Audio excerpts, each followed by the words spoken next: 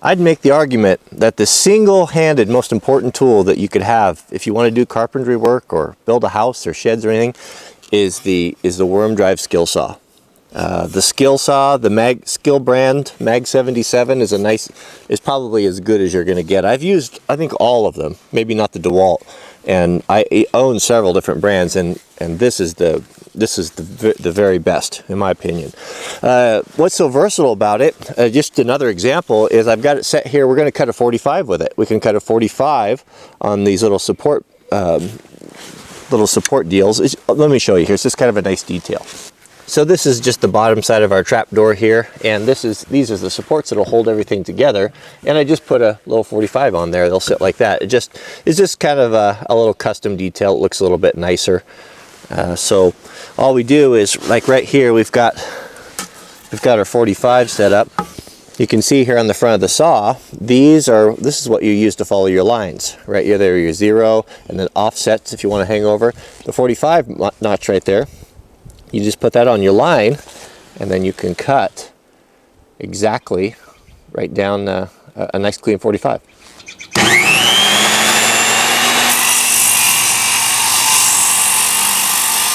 I forgot to mention, I've told this story before, many of you maybe haven't heard it, but I quit my subscription to Popular Mechanics because of this saw.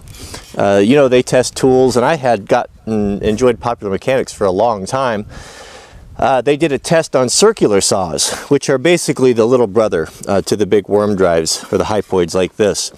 And they did a test of all the tools and came with the end. And then at the very end, when I was reading the article, there was a note about mentioning these saws, the worm drive saws, how they compare, how they stack up to the circulars. And they made the comment in there that basically don't worry about it because you're not man enough to run one of those anyway. And that was my last episode of Popular Mechanics. It was up for renewal, and I'm like, no. If that's the editor, if that's who's behind that, and that's what you think of your viewers, that they're not manly enough to run a worm drive saw, then I guess I'm not manly enough to subscribe and buy your magazine ever again. So that's the end of that's my Popular Mechanics story. One thing I learned from my dad was he was a fast worker. He was a carpenter. He was a carpenter, general contractor, and I worked for him off and on throughout years, and he taught me the importance about thinking what you're doing, thinking ahead. If you're working with a guy, if you're a young guy and you're trying to get in the trades, the thing that'll really make you stand out is anticipating what the guys need.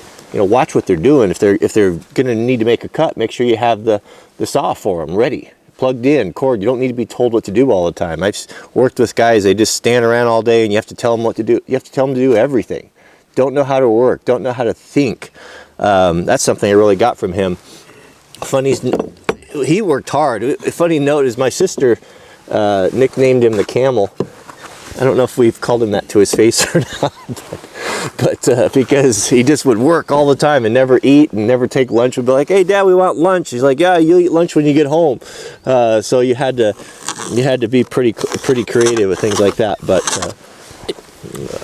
but anticipating. Anyway, the point I was trying to make here is that, you know, just little things to cut corners and to save time. You know, I've got these scrap boards here, so rather than trying to measure and lay out and do all my marks here, I just, you know, grab them and lay them down here, push them flush. Same thing over here. I know they're the same thickness. Just little things like that to save time just really helps. So since this is going to be a door and moved around a lot, it's probably not necessary, but I'm going to put some glue on it. I've got some interior glue, and I'll just put a bead across here. It'll really firm things up, keep it from shifting and moving. All right, let's put these on and get them screwed down.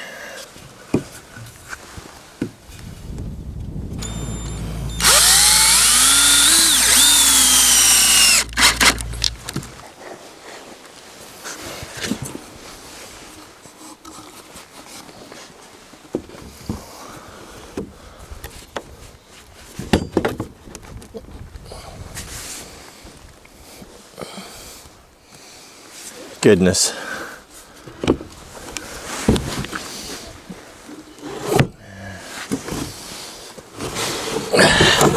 Yeah. Nice.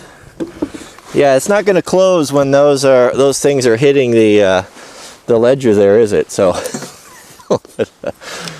bonehead thing there. That's all right. We'll fix that here straight away.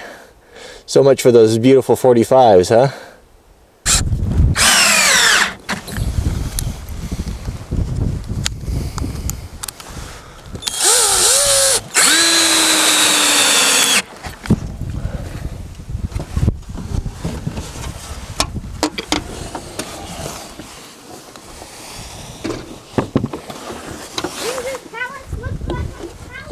It does, huh?